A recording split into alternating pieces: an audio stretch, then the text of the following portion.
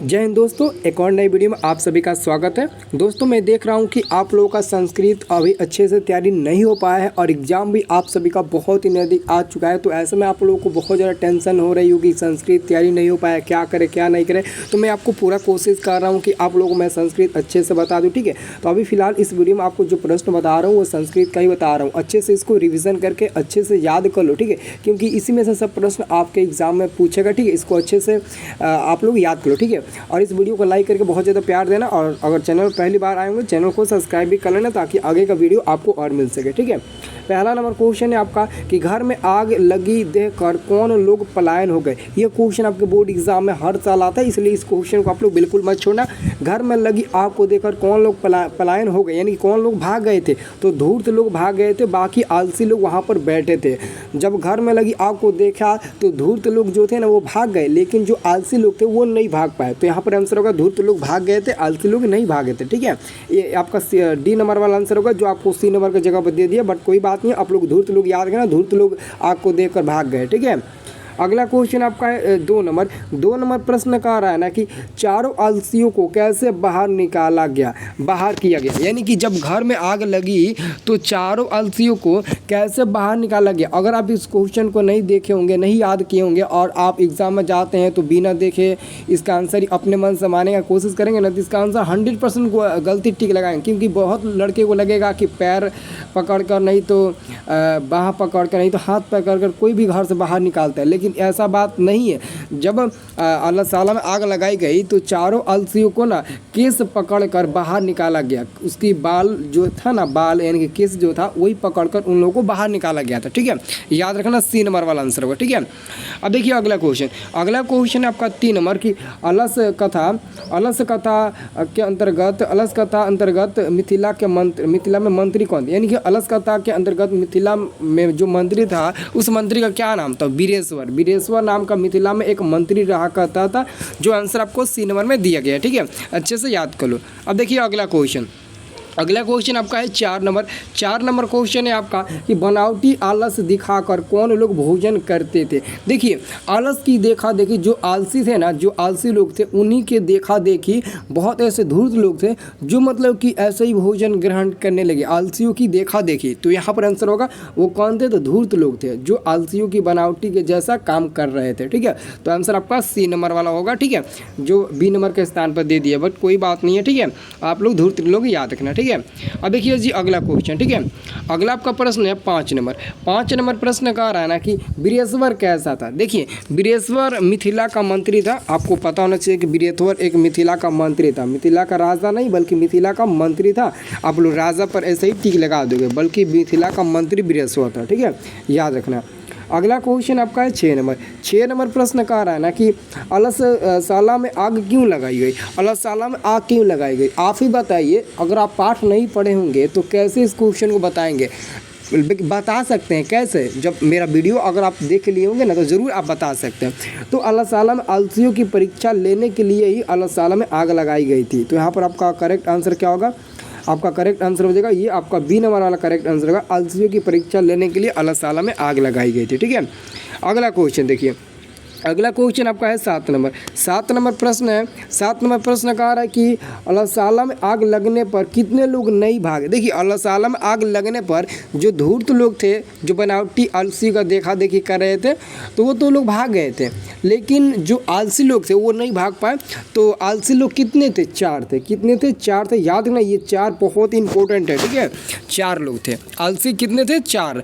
अब देखिए अगला क्वेश्चन आपका आता है 8 नंबर प्रश्न कह रहा है कि अलस कथा पाठ के रचयिता कौन है।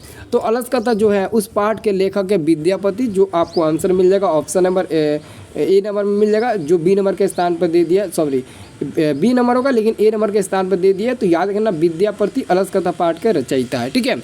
अब देखिए अगला क्वेश्चन है 9 नंबर प्रश्न कहता है कि संसार में बच्चों का रक्षक कौन है। देखिए संसार में बच्चों का रक्षक माँ होती है, यानी कि क्या होती है, माँ, यानी कि माता। ऑप्शन नंबर आपका ए नंबर वाला होगा, माँ होती है। संसार में बच्चों का रक्षक कौन होती है, तो हमारी माँ होती है, ठीक है।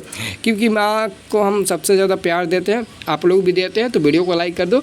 अब देखिए अगला अगला क्वेश्चन आपका है 10 नंबर, मंत्री वीरेश्वर का स्वभाव कैसा था। देखिए मंत्री वीरेश्वर का स्वभाव बहुत ही अच्छा था, यानी कि वो दानी एवं दानशील था। वो गरीबों और अनाथों को मुफ्त में फ्री में भोजन और वस्त्र भी दिया करता था, इसलिए हम उसको क्या बोलते हैं, दानी और दानशील बोलते हैं। ठीक है, अब देखिए अगला क्वेश्चन आपका 11 नंबर। 11 नंबर प्रश्न का आता है कि आलसियों के सुख को देखकर किसने आलसी बनने का स्वंग किया। देखिए आलसियों जब देखने लगे लोग, बहुत लोग देखने लगे कि आलसी, ये 4 आलसी बहुत ज़्यादा आलसी कर रहे हैं और इनको कोई भी फ्री में अन्न वस्त्र दे रहा है, तो क्यों ना हम लोग भी ऐसा ही करें, कुछ भी काम नहीं करेंगे और फ्री में लोगों से झीटेंगे, पैसा लेंगे, वस्त्र लेंगे, फ्री में भोजन ले लेंगे और कोई भी काम नहीं करेंगे। तो ये किसने सोचा, तो धूर्त ने सोचा। यह धूर्त लोगों का ही काम था। ये किसका काम था, तो धूर्त लोगों का काम था। ठीक है, सी नंबर आंसर होगा। अब देखिए अगला क्वेश्चन, आग कहाँ लगाई गई, तो आग आपके अलसशाला में लगाई गई थी। अलसशाला देख लो, अलसशाला ऐसे लिखा गया, अलसशाला में आग लगाई गई थी। ए नंबर आंसर हो जाएगा। ठीक है, इजी क्वेश्चन है। अगला क्वेश्चन है कि प्रतिदिन आलस्य को कौन भोजन देता था। प्रतिदिन आलस्य को कौन भोजन था, मिथिला का मंत्री वीरेश्वर जो था ना, वही प्रतिदिन आलस्य को फ्री में अन्न वस्त्र भोजन इत्यादि दिया करता था। ठीक है, याद रखना, इनको मत भूलना।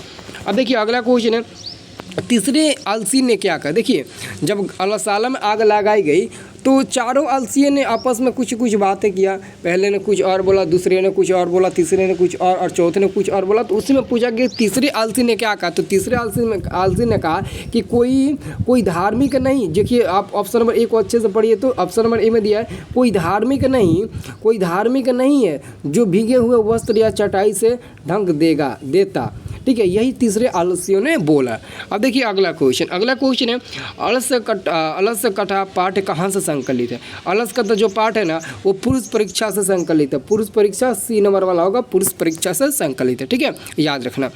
अगला क्वेश्चन आपका है 16 नंबर। 16 नंबर प्रश्न है कि मैथिली कवि कौन थे। देखिए मैथिली कवि कौन थे, तो विद्यापति थे। आंसर होगा सी नंबर, विद्यापति एक मैथिली कवि थे। याद करना, सी नंबर आंसर होगा। ठीक है, अब देखिए अगला क्वेश्चन है 17 नंबर की क्वेश्चन है कि मैथिली कोकिल के नाम से कौन प्रसिद्ध है। तो हमारे विद्यापति प्रसिद्ध है ना, यही मैथिली कोकिल के नाम से प्रसिद्ध कवि है। आंसर होगा ए नंबर। ठीक है, चलिए जी अगला क्वेश्चन हम अपन का आता है, अलस कथा किस प्रकार की कथा है। अलस कथा जो है ना, वो व्यंग्यात्मक कथा है। आंसर आपका होगा ए नंबर वाला। ठीक है, अच्छे से याद को, ए नंबर वाला आंसर होगा। ठीक है, चलिए अगला आपका क्वेश्चन है 19 नंबर प्रश्न है कि कानूनी के बिना किसकी गति नहीं है।